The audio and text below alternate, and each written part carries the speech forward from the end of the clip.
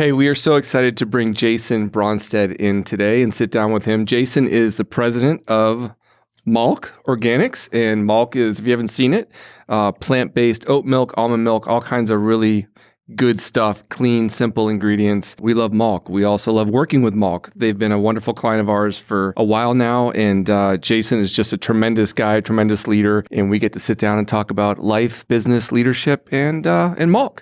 So here we go.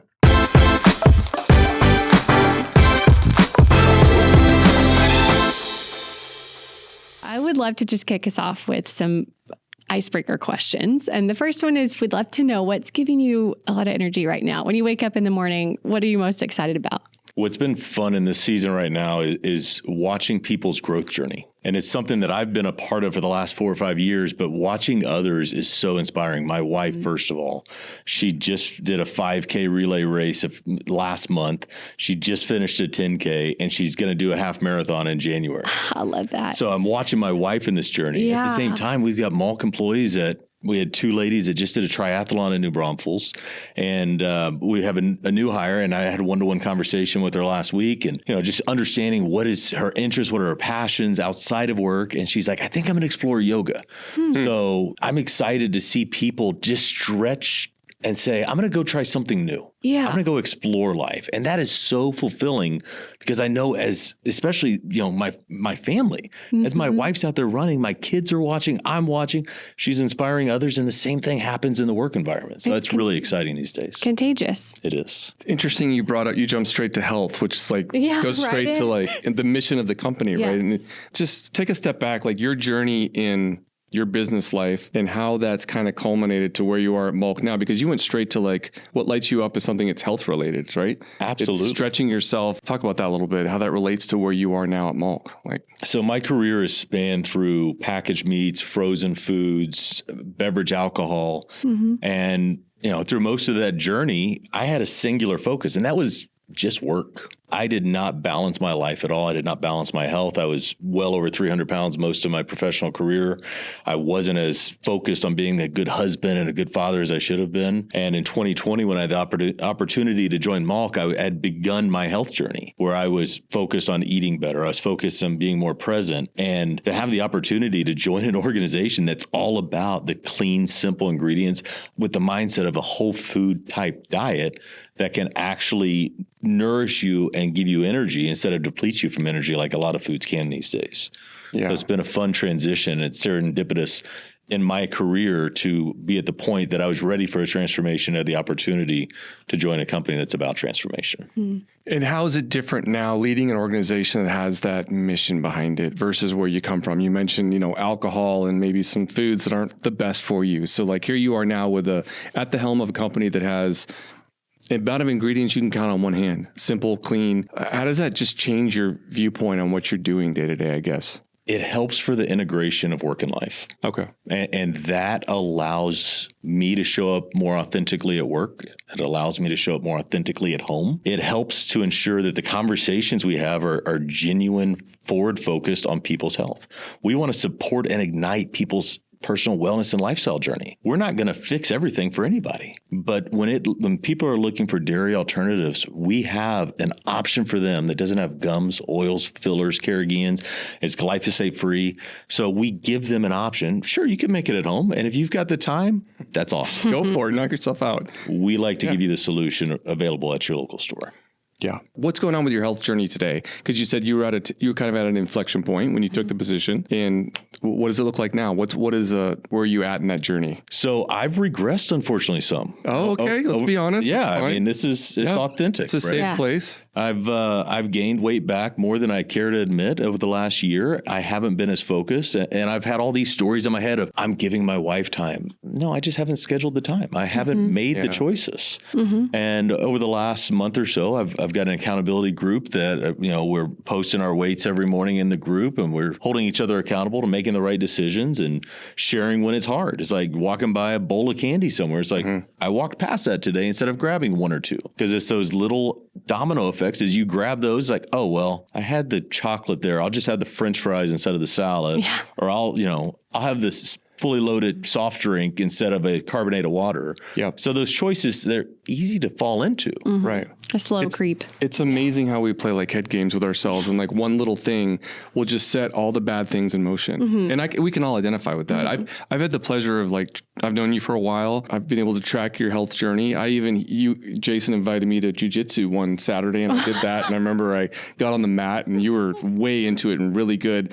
And I was sparring, call it right, sparring on the mat with one of the instructors. And I remember I was in this chokehold, and I was pulling his pinky finger back, and I was trying to get out of it. And he's like, you can't pull fingers. Like that's, I was like, this is my only way I'm going to survive today is if I pull your finger back, but you're not allowed to do that. Anyway, my point is you've really embraced, I mean, I don't know if it was CrossFit, but just what's the one that's like CrossFit's here in Austin? You were doing some pretty hardcore stuff, hardcore workouts. The 75 like Spartan or something, or what was it? The 75 hard is the challenge that I've done many times. Okay. And that's, 2 workouts a day, drink a gallon of water, read 10 pages in a book. There's like 7 or 8 things that for 75 days consecutively, you do that. Yeah. And if you miss one of those things, just take a daily progress picture. Yeah. And if you forget any of that, go back and start over. So 75 hard was a really good way for me to jumpstart anytime I've fallen off. And, failure is real. I failed 75 hard for the first time back in July, and I've gained 12 pounds since then. And it's driving me crazy. But it's real. In past lives, I would hide it. I wouldn't talk about it, but everybody fails. There's no perfect people. There's just growth. And if you can say, you know what, I want to grow. I want to focus on being better today than I was yesterday as an individual, first and foremost, then you can show up at work the same way. I remember in past lives, if there was failure, that I would come down like a tyrant. What a jerk to work for. And that's not inspiring. You can be empathetic. You can have candor, so long as that candor is with care. So there's opportunities for the way that you lead. So for me, it's about showing up the right way, being authentic, acknowledging failure, but having a plan to move forward. Is that a leadership style how did you get there? Because you haven't always been there. Like what got you to this point where feels like you have a really, and this is part of what we want to talk about today is your leadership style. Because I feel like you have a really wonderful kind of, I would call it like lead or steer, row, whatever you want to call it, from the back of the boat kind of mentality. Your people are out front. You're there guiding. It's very level-headed, wonderful style of leadership. I've witnessed that in the years I've known you, but I haven't known you your whole career. And you seem to be talking about maybe an era where you haven't always had that style. So how'd you get here? The biggest thing for leadership, in my opinion, is you've got to drop the ego. And I had an ego for a lot of my career where it's like, I had to be the fastest growing, most frequently promoted person. I had to get to that next level as quickly as I could because I should be there. And I had this arrogance with that. I remember still from my first company out of college, someone's like, you're like a bull in a china closet. Like I was all in just trying to move forward. And it doesn't help to motivate and inspire the people around you. And with Malk, we've had the opportunity to build this organization in a way that we care about each other and we care about growing the company together. We're willing to have the tough conversations, the transparent conversations.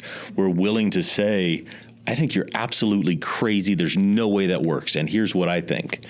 And you would actually listen and say, I hear you. I hadn't thought about it that way. What if we, instead of go here, we shift 5 degrees to the left? So the willingness to drop the ego and have those conversations, Prentice, has really changed my approach to leadership. And it's allowed me to show up as my authentic self. For so many years, I would compartmentalize, here's my work life, here's my home life, here's my health life. Yeah. And I would never allow them to intersect. I would never talk about working out at work because that was work time. I would never talk about, work at family because that's my cross to bear. If I'm having a bad day, I'm just going to hold that in. Well, the reality is my wife knew. She's like, you had a bad day and you're just not talking about it. And your attitude is not making this family very happy right now. So, the depth of conversation that I have with my wife these days is so much deeper because it's willingness to be open. It's like, man, I had a rough day. This is what happened. Or I had an amazing day. And, Thomas knocked this out of the park. We're high-fiving all the way to the bank. Yeah. And it's exciting. And the willingness to allow those 3 sectors to cross over has really helped me to show people that that's okay. It's okay to go train jujitsu at noon on a Wednesday. And if I show the organization that I'm willing to do that and I support them to do it, all of a sudden it's not, okay, I've got to work from 7 a.m. to 6 p.m. and then I've got to go work out, then I get home and then I'm exhausted. That doesn't work. The integration piece, huh? Yeah. Vulnerable, isn't it? Like to take those compartments away. That's the scary thing, I think, for people too, is it's almost easier to operate in those silos so that you don't have to like reveal kind of the person in the various categories, but it's also freeing, it sounds like. And it is, I'm personally just walking through that too. Just what does it look like to be your honest self in all the spaces? It's easier ultimately once you cross that bridge. That's interesting. I'm interested too to hear how like it in fact impacts just business results. Like I think I would love to hear how your bottom line, if you trace it like over the past few years, how it's followed just your personal journey in some of these ways, and just as you're leading the culture through this understanding as well. What does that look like? So I'll answer that question in a circuitous route. Okay. So we implemented something a few years ago called the Dream Machine approach, or the Dreams book. Mm-hmm. So everyone in our company has a dreams journal. Okay. And these are what are your dreams? What are your personal dreams? Where do you want to travel? What are your domestic travel plans? What are your health goals? What are your family relationship goals? What are your financial and career goals? What are your material possessions? What do you want to buy? What adventures you want to take? We rolled this out in December of 2021. You're asking people to be very open. Yes. Not just write it down, but share it. Write it down, share it. And then even on our Slack channel, we have a Dreams Win Slack channel. And it follows the book, The Dream Machine. Mm-hmm. Okay. So a buddy of mine wrote the book and he came and helped us to implement this. Mm-hmm. And what I've found is as we integrate people into our organization, and I now conduct a dreams workshop for them, and there's a lot of prompting and help to generate ideas, but we'll go celebrate ideas. We'll go celebrate wins. Mm-hmm. I shared earlier about what it lights me up, and 2 of my team members did a triathlon. Yeah. This goes back to April. So that was in October. Back in April, I'm talking to Wendy, and she's like, I think I'm going to do a triathlon in October. And on the spot, I said, if you sign up for it by Friday, I'll pay for it. Oh, wow. And she's like, really? I'm like, yes, because I know a healthier you is going to show up better at home and at work. Then fast forward, we had our first annual women's meetup in July, and Wendy's talking about it, and Kimberly's like, I want to do it with you. So all of a sudden, Wendy shares a dream, Kimberly jumps on, and then everyone's celebrating when they accomplish it. Yep. So there's just that infectious encouragement that just keeps going through everything about it. So you asked the question, how has that impacted the bottom line? We will have doubled our business this year over the prior year, and next year we'll double it yet again. Come on. And it is about showing people it's great. You can live and succeed and work at the same time. You don't have to just put your nose to the grindstone and just burn out. Yeah. Because that's the path I've been on. I'd been in that most every job, and I was changing jobs every 12 to 18 months because I had to get to the next one. And it's showing people that you can actually, to use your word, Bethany, integrate life and win at both personal life. You can win in health and professionally at the same time. You're responsible for a lot of that, and your evolution in your career has gotten you here. But like, you're also at an organization where, if you think about a stool, has 3 legs. Part of it's leadership, part of it's, and there's other things that contribute to keeping that stool steady and upright. What's going on at Malk that has just worked? What are those other things that are, whether it's the board or the way you're structured? Tell me a little bit more about that. So the understanding who we are was the single biggest unlock that we had. So when I joined the organization, we were already out of market. We are clean, simple ingredient, plant-based milk. And the opportunity ahead of us was to make it more broadly available. We needed to be in more stores so more people had access to it. We knew the stores we were in, we were doing well. And for us to expand out, that's where the challenge became is, okay, what is the story that allows us to integrate into traditional grocery? What is the story that allows us to not just perform on the coast, but start to perform in the central part of America? So as we went through that journey, understanding who we are and just owning clean, simple, organic ingredients and just continuing to bang that drum over and over and over. We're not trying to move wherever the wind's blowing. We're not, people are trying to come knock us off. Yeah. Okay. Yeah. We're the original. Yeah. And we're going to continue to bang that drum of who we are, what we're about, and we're unwavering in that approach. So the consistency in it, the consistency of the quality of the product, and all of that doesn't happen if we don't hire the right people. We have built this organization. When we rolled out the Dreams Journal in December of 21, we had 8 people at our team meeting. We'll have 28 people at this year's team. Wow. And every single person has a role to play in growing the way we're growing. That's incredible. You've talked a lot about, or you've certainly hit on like fitness and diet and health stuff. Where do you draw learning? You're just like one of those guys that always wants to learn. You came in here with a stack of books, which will probably hold some of those up. But like Jason had these books when he walked in. It's like he buys books to hand out to people, which says a lot about you. Just like this constant thirst for learning and sharing learning. We can talk about the books, but also like what are resources or things that you draw upon to be a better dad, a better husband, a better leader? So March of 2020, I joined a group of men called Front Row Dads with the mantra, family men with businesses, not businessmen with families. And through that group, there is over 300, I think it's approaching 350 guys now across 13 countries that have a mission to show up better at home and have successful businesses. And there's an accountability dynamic in there. There's shared experiences within there. We'll laugh and have fun, but we're also pretty serious about how can we be better at home? And that makes the difference. I mean, if I were to say there's one thing that's changed my career trajectory, it's joining that group of like-minded men to remind me and oftentimes kick me in the backside and say, don't forget your family is the most important thing. And when that is right, you can go do anything in business. That's incredible. I think a lot of men don't have that, and they don't even know that it's out there. If they know it's out there, it's too, I don't know. It's just like, you're not supposed to go do that kind of stuff and show your feelings and be vulnerable. It's just like, I think it's too bad. And I think men need that more and more. They really do. Historically, men have been taught to suppress their emotions, repress their emotions, and compress their emotions. And over years and decades of doing that, we lose the ability to feel again. Right? We're so full of emotions that we've compressed, suppressed, and repressed that we're not willing to be vulnerable because that's a very uncomfortable feeling. Super, yeah. And as you start to shed some of that past trauma, not necessarily big T trauma, it could be little T trauma, just little things that have compiled over the years, and you're actually able to be empathetic. You're able to be authentic. You're able to actually show up for your wife and listen and not just fix it. That's the thing. Listen, right? Not try to fix it. I've heard Hence that. the name of the show. No, I'm kidding. Listen loudly. Yeah.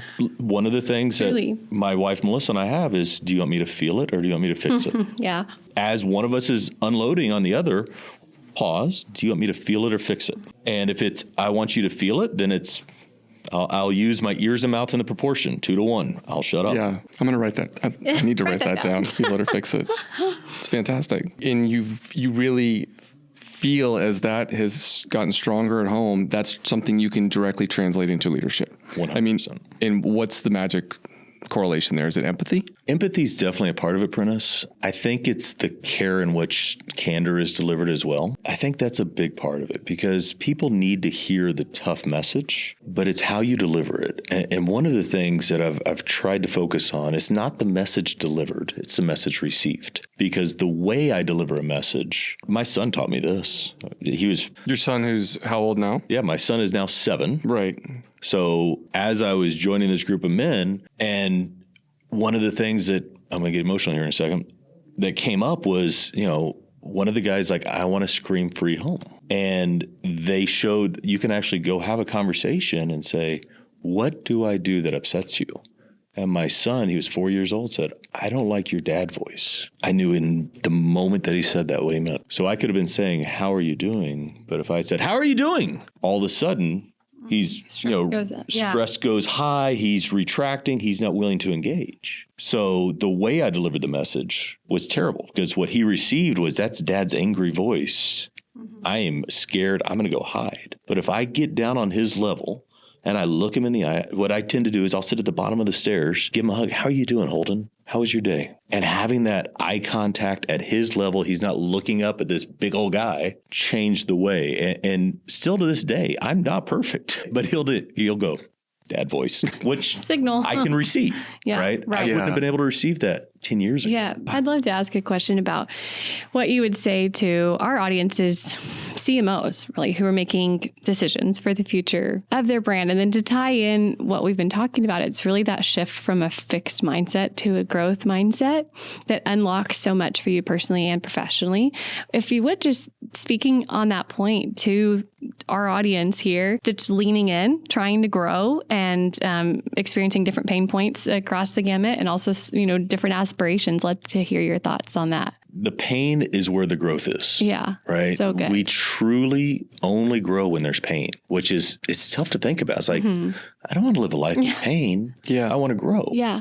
But when do we learn? Right? If you played sports, you probably learned more from a loss than you did from a win. In relationships, that tough breakup, you learn more than that perfect relationship. There are no perfect relationships because there's no perfect people. Yeah.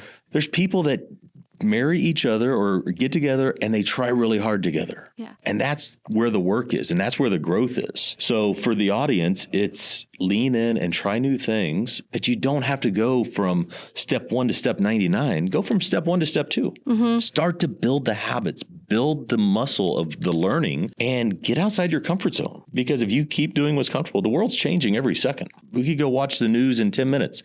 Something else will have changed. Yeah. Are we changing at the same pace, or are we still the person that we were 10 years ago? Are we still trying the tactics that we did 5 years ago? Or are we exploring with the curious mindset what could be done? I think that curiosity is what great leaders truly have. It's a genuine curiosity. My focus has been is not just curiosity about the role and the tasks that they're doing, but it's what's going on at home. I have one-to-ones with everyone in the company. Yep. There's 4 topics. First one is what's a dreams win? Second one, what's a work win? Third one is what's work friction? And the fourth is what questions do you want to ask that you haven't asked yet? That's it. That's cool. But it should always start with what are you working on? What inspires you? What lights you up? What do you want to do? Let's talk about that first, because people always want to jump in. Well, at work, I'm like, stop, back up. Yeah. How are you? We've got an ops team member that grows plants and can eat like the best green thumb I've ever met. And we're fortunate because our office in Houston has all sorts of incredible, unique plants because of it. It lights him up. Yeah. So let's talk about that first. Yeah.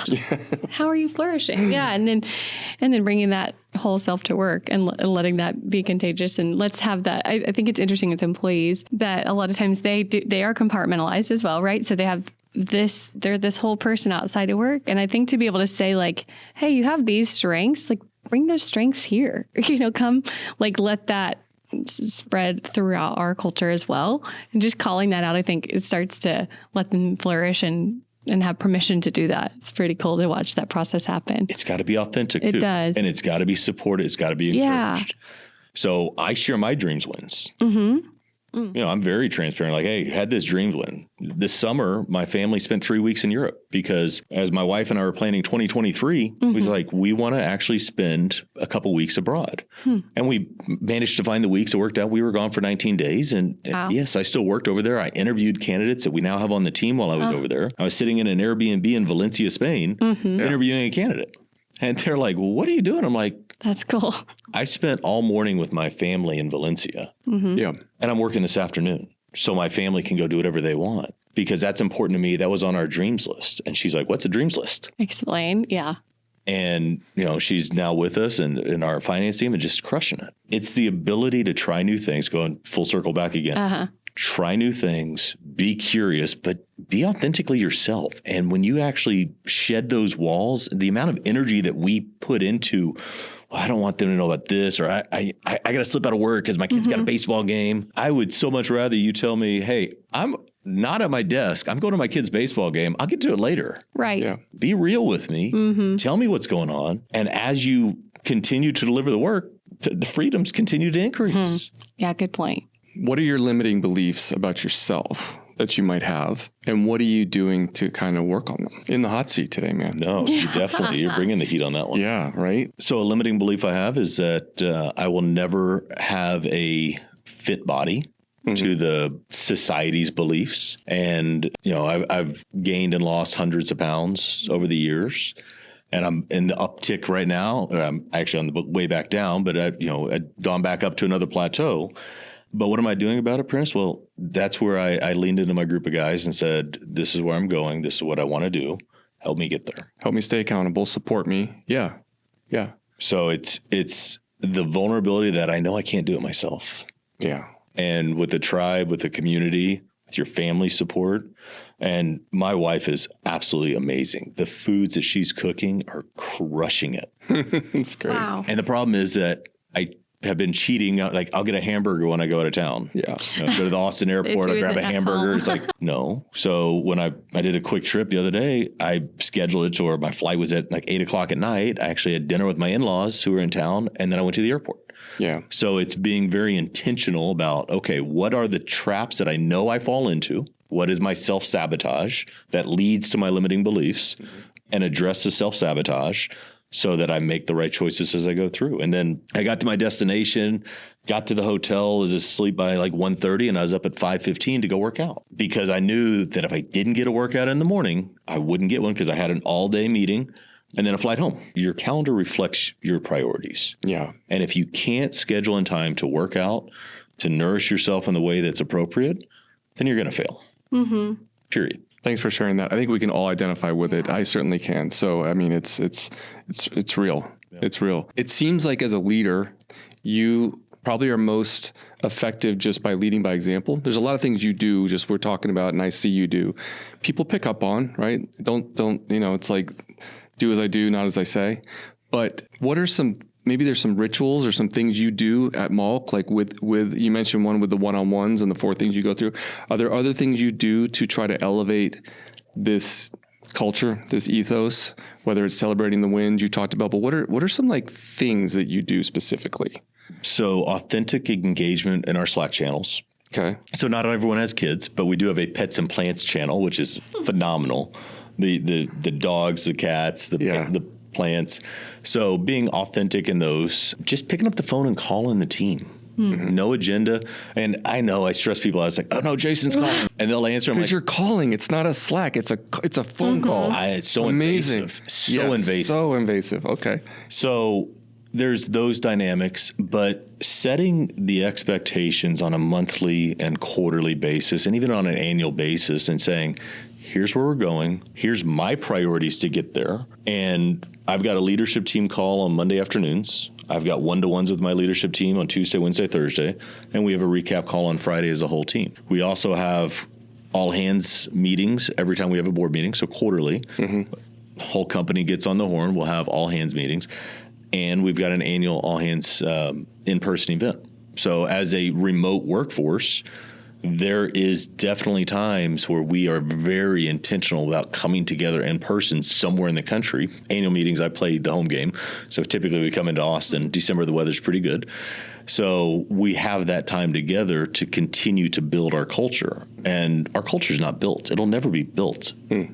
It's being built on a daily basis. So as we interview people, we interview cross-functionally. We never, within a silo, make a single decision.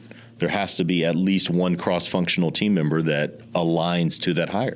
Yeah. So we're intentional about how we're building it. You've seen so much growth, so much fast growth. It may not seem super fast to you, but I mean, outsider looking in, right? The company's grown quite a bit over the past few years. So you are a challenger brand in the space, plant-based milk. You've got big heavyweights that spend a lot more than you do, got bigger resources, deeper pockets. As you continue to scale and get to that revenue number you want to get to, meet those goals, what's in front of you right now that is, I don't want to say overwhelming, but what do you kind of look up at and that you got to get over that hurdle in the next year? What's in front of you? So the 3 SKUs down here in the front, we've had forever. 4 years ago, or 3 years ago, I guess, we had up to 14 SKUs, and we cut all the way back down to 3 to retrench. 14 SKUs when you started? Correct. That's amazing. That's incredible. Like, what would be, name one of them that was? There was a pecan nog. There was a couple different sizes of a coffee almond combo. Okay.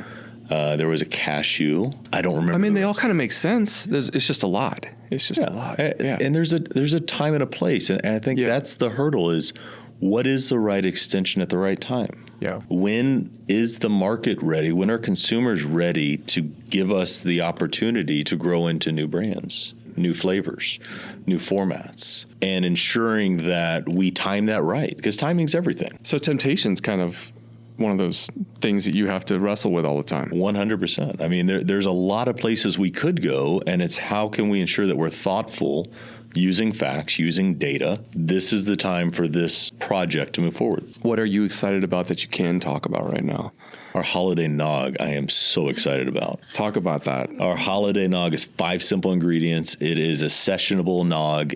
There's no gums, oils, and fillers, and it tastes like Christmas. What does Christmas taste like? It tastes like... So it's got the richness of the almonds and the spice of the nutmeg, and the way it lands, it's not super heavy, so it doesn't just coat your tongue where you don't want to have more than a small glass. Yeah. Okay, I'll admit it. The other day I picked some up at Sprouts on my way home. It's a 10-minute drive to our neighborhood from the closest Sprouts. I might have finished an entire 28-ounce bottle of it on the way home. That's how sessionable it is. No regrets, though. That's no regrets at all. Whereas you do that with eggnog, and you're going to just be bloated and... Ugh. You might have to go take a nap after that. Yeah. And talk to us about the packaging. The wrap for Christmas. Oh, we had a lot of fun with it. We put Christmas garland on it. We've got Christmas ornament on it. We got snowflakes. We've got one of the pairings on the back is in red, for Santa with cookies. So we've had a lot of fun with it. It's the ability for the brand that is so serious. I mean, we are a serious brand because we're genuinely, we care about what we're putting in the bottle because that's what people are putting in their bodies. Mm-hmm. Yes. But the nog gave us permission to have some fun. Yeah. Well, Jason, we've been so honored to have you. Thank you again. I would love to just open the floor if there's anything else you wanted to say, just specifically to our audience that's ambitious CMOs who are scaling their businesses. And we've created this space, obviously this show, to be a place where we're just talking through those puzzles that they're solving and kind of championing them on that journey. So anything you'd like to leave us with? The most important decisions that we make as an organization, and this is for personal life too, but professionally, the most important decisions is who you choose to partner with. As you're looking for partners, making sure that you can have the conversations with candor and care, that their willingness to have feedback. And quite frankly, I've been very fortunate that multiple companies I've had the chance to choose door number 3 as a partner. And the impact and the grounding and the partnership, it's not okay, we're going to write a check and you're going to deliver this. It's a conversation about the evolution and the growth of a brand. Choosing the right partner is everything. Just like we are very intentional about who we choose to bring into the organization, we're very intentional about who we choose to partner with. And having great partners like both of you at door number 3 has been instrumental in helping us to continue to convey the message that's out there. So if you're out there and you're working with somebody, you're like, they wouldn't pass the layover test. What's the layover test? If you're traveling somewhere and you get stuck for 3 hours in a layover, would you be okay hanging out? I can tell you these two I would. I can tell you everyone on your team that I've ever interacted with, I could handle the layover test. And it speaks to how you have built your organization. So thank you. People matter. Who you partner with matters. That's everything. I just listened yesterday to an episode by Patrick Lencioni, and it was titled The Company We Keep, and a play on that title, obviously, but just so echoes what you had to say. And of course, the coworkers is kind of more the relationship he was honing in on, but that partnership that's really huge. Thank you for leaving us with that, because it's true. Life moves at the speed of relationships, doesn't it? And when it feels like it's going fast, it's usually because of those people that you've linked arms with that are carrying you through. And my only build to that, Bethany, is we are coworkers. Yeah, we chose to enter into a partnership to grow a business. And we're coworkers. It's not transactional. That's right. And that's what makes the difference. Well, thank you. Thank you again. Thank you all for the time. Thank you, Jason.